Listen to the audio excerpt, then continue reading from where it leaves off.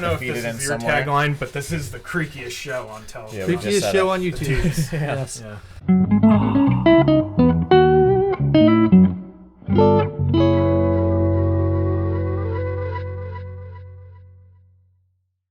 Well, today we're lucky to have Matthew B. Kibbe with us, the president and chief community organizer of Free the People. Do you still use chief community organizer? I do, and I go back and forth, but I'm still a community organizer. All right. It's just a mouthful of a title. It I is. tried to steal it or appropriate it from you once, and a past organization I was helping, and they're all like, "That sounds like Barack Obama," and I got shot down by conservatives. that was sort of the point of it, right? Yeah. That was the point. Like my liberal friend said, "Are you trolling progressives?" Like, no, I'm actually trolling conservatives who are somehow triggered by the phrase community organizer. Yeah. Because we believe in community and we better get organized if we want to save the world, right? Yeah. And we also are joined by Matt Battaglia, a normal man. That's not true. He's Matthew J. executive producer at Free the People. Yeah. And apparently the resident Star Wars scholar at Free the People. Kent went way deeper into expanded universe stuff than I can. Yeah, he knows his fathom. shit. I think our fandoms are split up nicely in this because I'm the Tolkien fan and you're the Star Wars fan and you're the music fan. So I'm going to be honest though, if we're putting our being fandom honest, chips on the table, Yeah.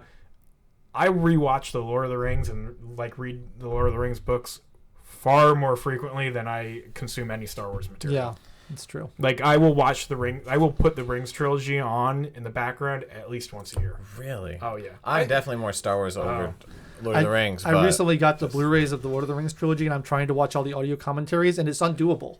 There's like 6 audio commentaries for each movie. Each movie's spread across 2 discs. And it's the expanded editions. Yeah, right? it's the expanded editions. You're looking at like 70 hours of commentaries to watch on this. It can't be done. But you want to watch it because there are so many questions I have about how they made those movies. Yeah. Is the commentary good though? Interesting. I've only watched the Peter Jackson ones so far. They have ones with stars and stuff. I like it when they interview like the cameraman and he talks. Yeah. About, I hate it when they just talk about the actors. They have Yeah. like a lot of the That's effects boring. people on one of them as well. So Yeah. that I haven't gotten to that. That'll be interesting. Peter Jackson's very much a how director instead of a why director. Like I watched a commentary with Guillermo del Toro on one of his movies, and he kind of explains why he made all the choices he made and what it means to him.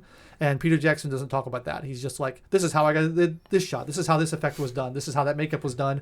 It's all about how he did things rather than why he did things. Well, but I feel like though the difference being is Del Toro generally had written his own movies, right? Yes. Whereas Jackson is adapting. The movies. Yeah, that's true. But you also have Oh, Bless thank Josh. sorry.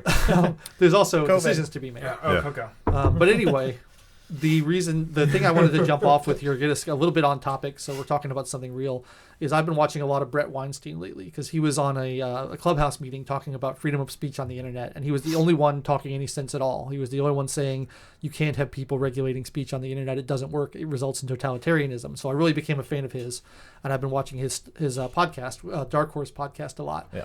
But he put out a video yesterday that I have a problem with, and I wanted to kind of use that as a jumping off point because Weinstein is a evolutionary biologist, if I'm not mistaken. So he's a scientist, first and foremost. And he was talking with someone about the need for some kind of group of people to stop emergent technologies that could potentially be a existential threat to our society. And he was talking about social media and Facebook. And he was like, we need someone who can say, we don't know what's going to happen if we unleash this on the public. We need to, stop it before it starts. And it's sort of an application of the precautionary principle. And, he has all these caveats in there. I don't want to misrepresent his point, but one of his caveats was, well, you can't have people who are like invested in the stock market and these companies making these decisions because they're going to be influenced. So you need someone who's like immune from, I think his phrase he used was immune from market forces making these decisions, which I don't know how you're going to find such a person. I think that's a misguided approach.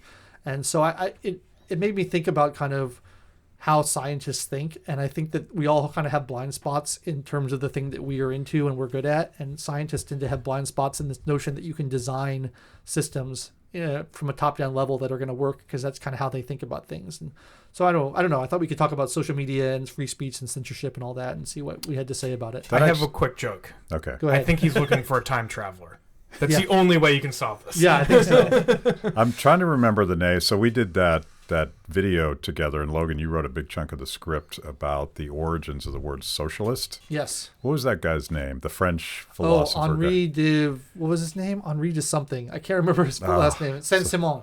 Yeah, Henri de Saint-Simon. Saint-Simon. And you cut it out of the script, but I went down this rabbit hole where he had this really scientistic vision. His by the way, I should say his version of socialism was far less toxic and authoritarian than what Marx would later replace it with. But he had this same idea where you would get all the smartest scientists together, and he created some council of scientists, and they were going to decide everything for us. And it smacks totally in the face of, and this is why Hayek totally trashes him in the counter-revolution of science, because like those guys aren't that smart, and science itself is not a settled thing that can then be applied. Right. To bring it back to the rings, I mean, the council had Saruman on it, and guess what? Traitor. Yeah, totally. So, doesn't work well. No, it doesn't. I mean, first of all, it requires an incredible amount of foresight, and second of all, it requires an incredible amount of power. And you definitely don't want guys with long beards on the council. No. Yeah. We're the worst. Well, I see myself off. He was this saying end. something along the lines of like, well, we may not know Mine's what's going to happen, short. but if we don't know, we should be err on the side of caution and be careful because we don't know what the consequences are going to be. And I'm like, you can't have that approach because like it could be really great. You know, you don't know what anything's going to do, and if you shut down everything, you're never going to make any progress. And so, I don't know. I think it's an overly controlling way of thinking about it. I thought it was reminded of this the deadly isms we did on professors and academia and education and things like that, and how people who are really smart and who have been told their entire lives they're really smart tend to overvalue and overestimate the value of intelligence. And they're like, well, because my whole life is centered around my intelligence, I think I can use my intelligence to solve all these problems. Mm-hmm. And it doesn't really work that way most of the time. What's interesting, too, with these experts we have in society, they're usually experts in one realm, and then somehow we give them credit in all these other realms. Like, right. Bret Weinstein, I like him, too, and especially his takes, but he's a evolutionary biologist, but he's not an expert in economics or Right. Any other kind of science. But Expertise in one But area because he has doesn't an amazing expertise in one, unbelievable, we give him like, oh, he probably knows a lot more about all this other stuff, which he might more than myself, but... Except for Bill Gates. He clearly knows so much that he can redesign global society from the top down. Yeah, It's he knows about insane. virology and everything. He's great. Yeah. Well, So smart. or that the hubris, which was brought up in the KOL we just recorded. Yeah. And that's what it is. It's this assumption that if you're quote unquote smart enough that you can just decide and be correct about everything. And if we should have learned anything from 2020 and onward now, is that people who think they're smart usually screw shit up pretty badly. Well, to be fair to Weinstein, like I don't think he's this utopian scientific thinker who thinks we can design society from the top down in all aspects. But I think people are freaked out by the state of our society right now, and they want to try to find a solution, and people tend to go to their area of expertise for solutions. So his area of expertise is in science, and so he goes to science thinking, well, science can surely solve this problem. And I just don't think it can. I don't think it's a scientific problem. I don't think there's a scientific solution to it. It's kind of and I heard him discuss this. I think he was on Rogan, and I haven't listened to all of his stuff by any means, but he's kind of a post-Renaissance Western civilization kind of guy, where he believes that sort of the scientific method and open and honest discourse is the only way to solve problems, which is one of the reasons he so despises wokeism, is that it's not a conversation at all. It's just it's an end of a conversation. So from that point, I sort of get it, but he does, and I like this idea of scientism when Hayek was trying, after Mises had devastated the original model of actual Marxist communism, because you can't calculate distribution of goods and services without prices. Hayek was sort of frustrated. Why don't these guys get it? Because they said, okay, we need markets, but let's do market socialism. And he got to this notion of scientism where, there's an arrogance where the smart guys think that they know so much that they can organize something that is infinitely complex. I can't imagine something more infinitely complex than the future means by which we have a conversation. Yeah. Because you just don't know. Right. And I feel like, too, I think you just said this, but we're trying to solve for a sort of a current problem that everyone's feeling, but fixing something when you're in the midst of it I think leads to more disaster. Whereas rather than letting because I'm coming around to your viewpoint on social media and all this, the sort of internet communication question is just one of people haven't adapted to it yet, and we haven't figured out how we want to deal with it. I mean, we're learning, right? And you're a parent, so I don't want to put it on you, but I'm putting it on you. This is a question that I would imagine that parents today have to grapple with very early on: is how do you deal with the fact that your kids are going to grow up with the internet technology, and I imagine that future generations are going to maybe be more, have a healthier relationship with it, depending on how their parents deal with that. I can hear you in the headphones over there. I'm going to go turn it off. Talk amongst yourselves. But to your point, while we wait for Logan to get back, we could take this thing over. Yeah. kind of like what happened to Brett Not Weinstein so in that fast. one clubhouse room. I don't know. Okay, if before we get into that, let's drink some booze. Oh yeah, Okay. yeah. Yeah, the only reason I agreed to this That was was I understood that I would get to We're drink. doing it was the Chekhov's gun of booze. we're bringing it back. We are violating a kind of a taboo of last call and using the same booze 2 weeks in a row. But Mike was such a fan of this last week. It's Diplomatical Rum from Venezuela, and so I thought I'd let everybody have some. Is this bottle has this bottle been acquired since the economy ground to a halt, or are they still producing rum? They are despite apparently, their- I don't know how it works, but they're apparently still producing rum because this is the new bottle. Oh, Of course, there's a 10-year lead time on a barrel-aged rum, so maybe this was made before. the last of it. Yeah. That's possible. I don't know. Wow, it feels precious now. Yeah. Was it reasonably priced? If it's Yeah, the last of it, I wonder if the for market signals have caught up. For the aging process Well, and not everything and how good it Venezuela, is. yeah. I think it's very reasonably priced. So there's sir. I think barrel-aged rum is like one of the best liquor values on the market. Cheers. Cheers. Gentlemen.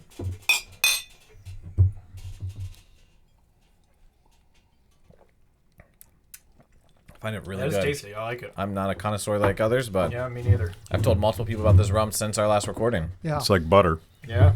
and it's so hot down there, so they get this intense intensity of the barrel aging that you wouldn't get in Oh, Scotland. interesting. right. I didn't know that. And it's, what is it called, Solera or something? Like there's the Solera method, and I'm a big fan of Guatemalan rum, so I think there's a reason why that is so buttery smooth and delicious, and it's the interaction of the wood and the heat and the sugar from the rum. It's a nice mix. I like it. Now, did you primarily drink rum while you're down? Was it Guatemala you were just in? Or? Yeah, like it started as a tradition when we go to University Francisco Marroquin and Zacapa rum, and there's a rum bar there, and it gets jovial, to say the least. I'm a big fan of those like kind of outdoor breezy bars and Beach bars. yeah, like Latin America, South America areas where you just, it feels like a Graham Greene novel. You're just sitting out and drinking rum and have the ocean breeze blowing on you. It's great. And love a you beach need bar. a Panama hat. Yeah, definitely Probably. need a Panama hat. Definitely a Cuban cigar. Yeah. A beach bar sounds with magical. a nice band playing. Yeah. Yeah. You can't beat it.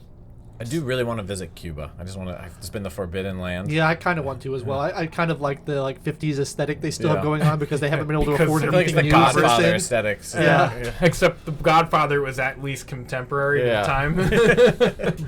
The one positive thing that I'm aware of that came out of Cuba besides cigars is the way that it froze that traditional Cuban music that Ry Cooder later came back and sort of curated, and I forget what it was called, but all of those old Cuban stars from before Castro took over were like in their 80s, and they came back for one more round. That all of that music, and there's like dozens of these things, and Yeah.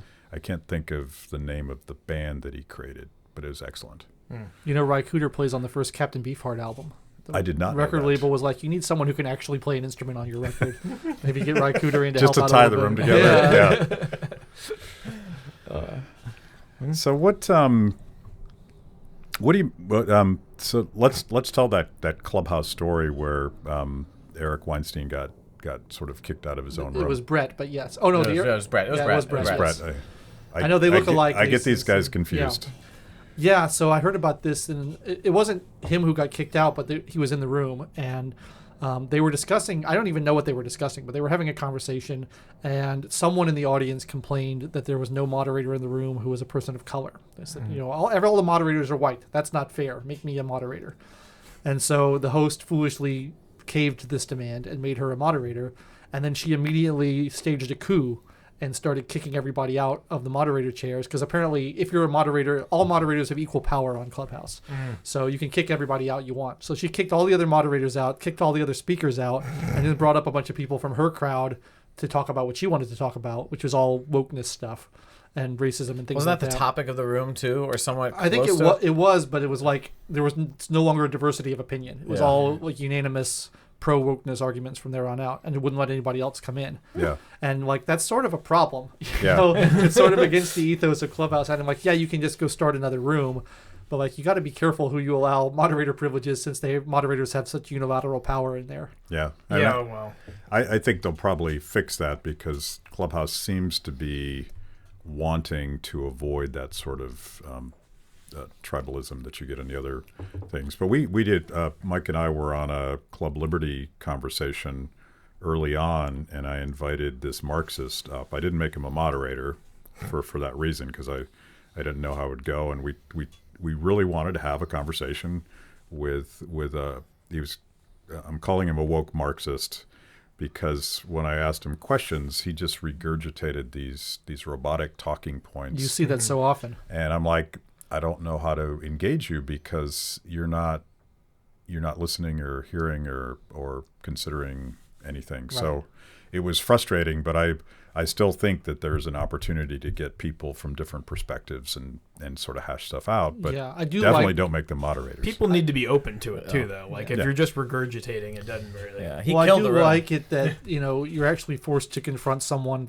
via voice, which is so much harder to do than like over text, and so people have to be a little bit more respectful to each other. You don't, at least I haven't seen anybody just engage in outright name calling or anything on because it's Clubhouse not only yet. over it's voice, hard to do that, but others are listening. Yeah, so there's you're an also audience. you have this restraint in your head, like I want to appear measured.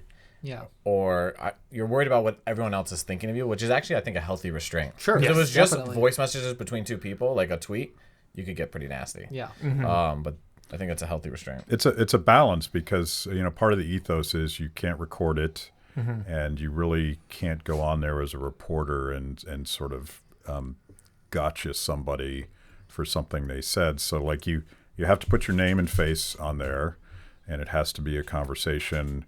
But conversely, you're allowed to say dumb things, because the promise supposedly is that you're not going to read about this on MSNBC about some crazy ass thing you said. It reminds me of the conversation about like stand-up comedy now, whereas comedians used to go to these little tiny clubs in the middle of nowhere and work out their routine and figure out what works and what doesn't, and play it to crowds, and nobody ever heard these things except for the 10 people who happened to be in the room at the time. And now everybody's recording everything, and so they don't have that luxury anymore. They can't like work things out on the road, because someone's going to take a video of it and say gotcha and post it to the internet, and their career is going to be ruined. They can't have the freedom to experiment. So I'm hoping that Clubhouse will allow people to have that freedom to kind of explore ideas extemporaneously and think, maybe this isn't right, but I'm going to say it anyway and see what kind of reaction it gets. Well, it's the problem of people also, I think, as far as the recording thing, is people aren't even in the moment. They're not actually... Yeah. People due to the cell phones, it's like you're, constantly recording your experience for someone else's gain, pleasure, right? Like when Periscope started up, which I think is dead now. But I don't even know what it is. So yeah. Periscope was like Twitter's like. That was so last week. Okay, it was probably 5 years ago. But there were people who were Periscoping concerts, right? Right. Now, in theory, okay, like you could, in theory, watch a show that you're not at, and that could be fun, I suppose. But the problem is then that person who's Periscoping is no longer at the show. They're holding up a telephone. And the person behind that person is now stuck with a stupid-ass telephone in front of their face. That. And you can't, unfortunately, try as you might, if there is a lit screen in your field of view, you will look at said lit screen and not be able to look at the thing that you actually want to look at. And so it's just always this constant removal from moments and not presentness. And this is totally a total left turn from what we were talking about, but that was...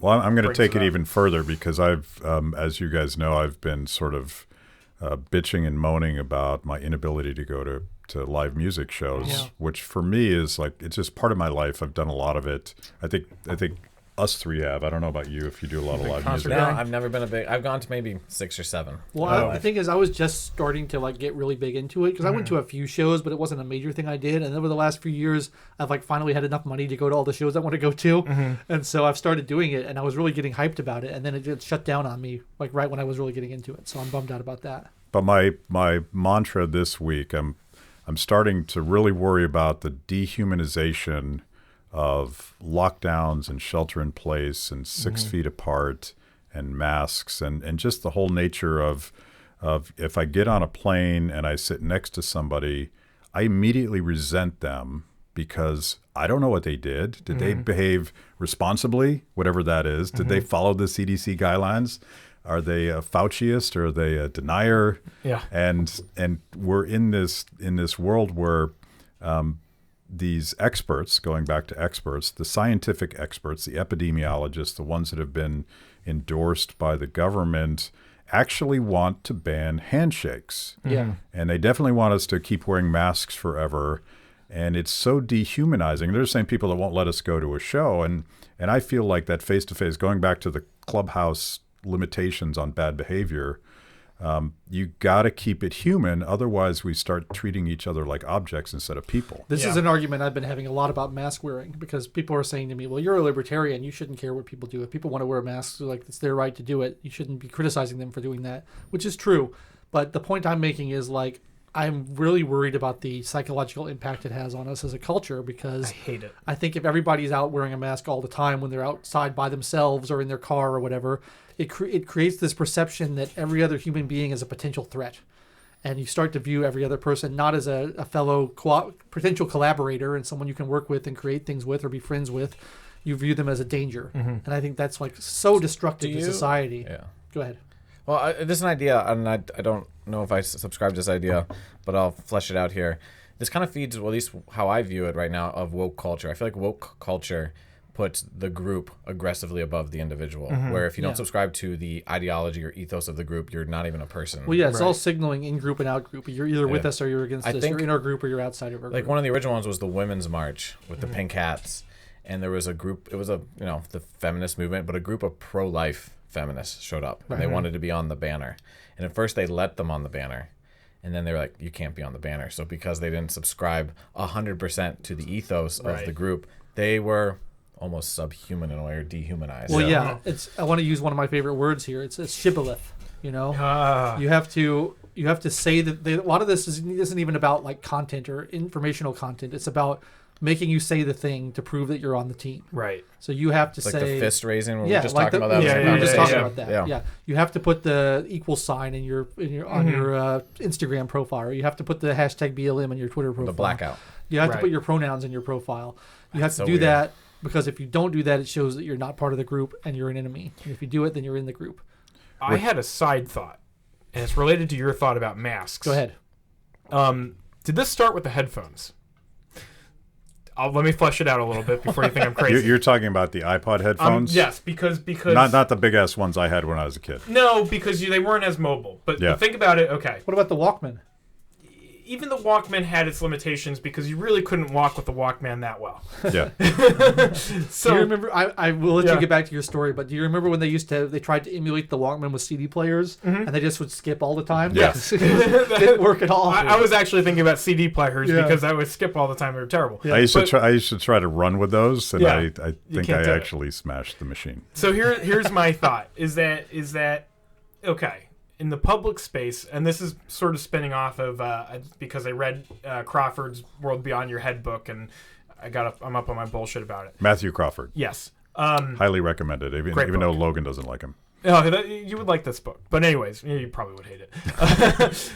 but so my thought about the iPhone headphones and the iPod headphones and all that stuff, right? But I think it's biggest with the phone, is that by simply putting them in your ears, you're shutting yourself off from everything, any other human contact. Yes. And you brought up the plane, and the plane is where I think it's the most, is that it is simply a signal to everyone around you, I don't want to talk.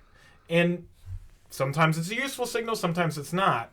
But On a plane, it's an essential signal. Amen. It shows you how far I've fallen from my introverted roots, because now like I'm starting to get annoyed now when I get on a plane and I'll sit down and then like a cute girl will sit next to me and I'm like, oh, a cute girl is sitting next to me, and then she immediately puts her headphones in and gets her phone up and I'm like, I can't talk to her now. But that's Damn it. Yeah, right. it's no good. But I think it's another sort of element of people not wanting to or being able to engage with the people outside of their already determined circle. It is why you have the prevalence of people needing to engage through a screen, because there's a safety in choosing, right? Whereas if you're open to things in your environment, you don't necessarily have 100% choice in anything. It's whatever your environment has. But by shutting yourself off with the phone, with the mask, it's the same. You're saying I don't want to engage, and I noticed that early on in the forced mask wearing in like grocery stores, I noticed myself smiling at people, and then I realized they can't see my smile. So I just don't even look at them anymore, because it's like they're just an object. They're not a person. And I think it's funny as an introvert that I think about these things, but philosophically, one of my friends, a guy named Chris, has this great way of explaining why these values of libertarianism matter so much. And he asked the question, what's the best way to protect yourself and your family? And most libertarians or conservatives would knee-jerk say, get a lot of guns, arm up, and make sure that those sons of bitches don't get into your house. Yeah. And he's like, no, that's exactly the wrong answer. The best way to protect yourself and your family is to live amongst people that share your values, which means that liberty is not just... If I can find them, yeah. Yeah. It's not an individual thing. Associations matter. It's a social thing. This is my criticism of libertarianism that we hashed out on, where I think libertarians underplay the value and importance of community on at least Twitter libertarianism. Yeah. You're so individual. There's a faction of that it you that's kind of like that. reject. You don't want to put the group above the individual, but the individual is, we're all social creatures and we need the group. You can't cancel a group. Right. The left can't cancel Chick-fil-A, because Chick-fil-A isn't just one person. Right. Or the NRA, or you name... But you can cancel one person. I know people who sincerely believe that Chick-fil-A is funding the murder of homosexuals in South America. And I looked into this, and it's not true at all. Even PolitiFact, which is like a left-wing... Shockingly, it's not true. Shockingly at all. Even PolitiFact, which is a left-wing fact-checking site, has said this is not true. Yeah. It just drives me nuts that people think that. I love Chick-fil-A. They're great.